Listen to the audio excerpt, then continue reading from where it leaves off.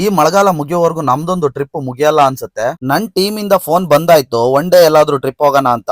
ಅಷ್ಟೇ ಮುಗೀತು, ಹೋಗಿ ಸೀದಾ ಕಾರ್ ಹತ್ತಿ ಕೂತಿದ್ದೆ. ನಾವು ಶಿವಮೊಗ್ಗದಿಂದ 60 ಕಿಲೋಮೀಟರ್ ದೂರದಲ್ಲಿರೋ ಕಲ್ಲತ್ಗಿರಿಗೆ ಹೊರಟಿದೀವಿ. ಬೆಳಗ್ಗೆ ಸ್ವಲ್ಪ ಬೇಗ ಬಿಟ್ಟಿದ್ರಿಂದ ಯಾರು ತಿಂಡಿ ತಿಂದಿರ್ಲಿಲ್ಲ. ಹೋಗ್ತಾ ದಾರಿಲಿ ಚೂರ್ ಮೇವ್ ಹಾಕೊಂಡು ಅಲ್ಲಿಂದ ಕಲ್ಲತ್ಗಿರಿಗೆ ಹೋಗೋ ದಾರಿಲಿ ಒಂದ್ ಒಳ್ಳೆ ವ್ಯೂ ಪಾಯಿಂಟ್ ಸಿಕ್ತು ನನ್ಗೆ ಈ ಫಾಲ್ಸ್ ಯಾವ್ದು ಏನು ಅಂತ ಗೊತ್ತಿಲ್ಲ, ಆದ್ರೆ ಒಂದಂತೂ ಕನ್ಫರ್ಮ್, ಇದೇ ನೀರೇ ಕಲ್ಲತ್ಗಿರಿಗೆ ಬರ್ತಾ ಇರೋದು. ಕಲ್ಲತ್ಗಿರಿಗೆ ಎಂಟ್ರಿ ಆಗ್ತಿದಂಗೆ ಎಂಟ್ರಿ ಫೀಸ್ ಒಂದು ಕಟ್ಲೇಬೇಕು. ಕರ್ನಾಟಕದ ಚಿಕ್ಕಮಗಳೂರು ಜಿಲ್ಲೆಯ ತರೀಕೆರೆ ತಾಲೂಕಿನಲ್ಲಿರುವ ಒಂದು ಸುಂದರವಾದ ಪ್ರವಾಸಿ ತಾಣವೇ ಈ ಕಲ್ಲತ್ತಗಿರಿ. ಈ ಕಲ್ಲತ್ತಗಿರಿಯಲ್ಲಿರುವ ವೀರಭದ್ರೇಶ್ವರ ದೇವಸ್ಥಾನ ಪ್ರಾಚೀನ ಕಾಲದ ದೇವಸ್ಥಾನ ಎಂದು ಪ್ರಸಿದ್ಧಿ ಇದೆ. ನಾನೊಂದು ದಯವಿಟ್ಟು ಎಲ್ಲರ ಹತ್ರ ರಿಕ್ವೆಸ್ಟ್ ಮಾಡ್ಕೊಂತೀನಿ, ನೀವ್ ಯಾವ್ದೇ ಟೂರಿಸ್ಟ್ ಪ್ಲೇಸ್ ಗೆ ಹೋಗಿ ದಯವಿಟ್ಟು ಕಸ ಪ್ಲಾಸ್ಟಿಕ್ ಏನೇ ಇದ್ರು ಸಿಕ್ಕರೆ ದಯವಿಟ್ಟು ಡಸ್ಟ್ಬಿನ್ ಹಾಕಿ, ಇಲ್ಲ ಅಂದ್ರೆ ಅದನ್ನ ವಾಪಸ್ ನಿಮ್ ಮನೆಗಳಿಗೆ ಕ್ಯಾರಿ ಮಾಡಿ. ಮೂಕ ಪ್ರಾಣಿಗಳು ಅದನ್ನು ತಿಂದು ಹೆಚ್ಚು ಕಮ್ಮಿ ಆದ್ರೆ ಯಾರ್ರೀ ಹೊಣೆ?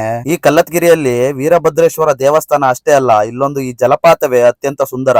ಈ ಜಲಪಾತ 300 ಅಡಿ ಎತ್ತರದಿಂದ ಹಂತ ಹಂತವಾಗಿ ಧುಮ್ಮಿಕ್ಕುತ್ತದೆ. ಈ ಜಲಪಾತದ ಬಳಿ ಇರುವ ವೀರಭದ್ರೇಶ್ವರ ಸ್ವಾಮಿ ದೇವಸ್ಥಾನವನ್ನ ವಿಜಯನಗರ ಕಾಲದಲ್ಲಿ ನಿರ್ಮಿಸಿದ್ದಾರೆ ಎಂಬ ಮಾಹಿತಿ ಇದೆ. ದೇವಾಲಯದ ಪ್ರವೇಶ ದ್ವಾರವನ್ನು 3 ಆನೆಗಳ ರಚನೆಯಿಂದ ನಿರೂಪಿಸಲ್ಪಟ್ಟಿದೆ. ಆನೆಗಳು ವಿಜಯನಗರ ಕಾಲದ ವಾಸ್ತುಶಿಲ್ಪದ ವಿಶಿಷ್ಟ ಲಕ್ಷಣಗಳು. ಇವುಗಳ ಆಧಾರದ ಮೇಲೆ ಈ ದೇವಸ್ಥಾನವು ವಿಜಯನಗರ ಕಾಲದ್ದು ಎಂದು ಅಂದಾಜಿಸಲಾಗಿದೆ. ಕಲ್ಲತ್ಗಿರಿಯಲ್ಲಿ ದೇವಸ್ಥಾನದ ಮುಂದೆ ಹರಿಯುವ ಈ ಜಲಪಾತವು ಪ್ರವಾಸಿಗರನ್ನು ಆಕರ್ಷಿಸುತ್ತದೆ. ನನಗೆ ತಿಳಿದ ಮಾಹಿತಿಯನ್ನು ನಾನು ನಿಮಗೆ ನೀಡಿದ್ದೇನೆ. ಹೆಚ್ಚಿನ ಮಾಹಿತಿಯು ನಿಮ್ಗೇನಾದ್ರೂ ತಿಳಿದಿದ್ರೆ ದಯವಿಟ್ಟು ಕಮೆಂಟ್ ಅಲ್ಲಿ ಮೆನ್ಷನ್ ಮಾಡಿ. ಮುಂದಿನ ವಿಡಿಯೋದಲ್ಲಿ ಸಿಗ್ತೀನಿ. ಅಲ್ಲಿವರೆಗೂ ಟಾಟಾ ಬಾಯ್.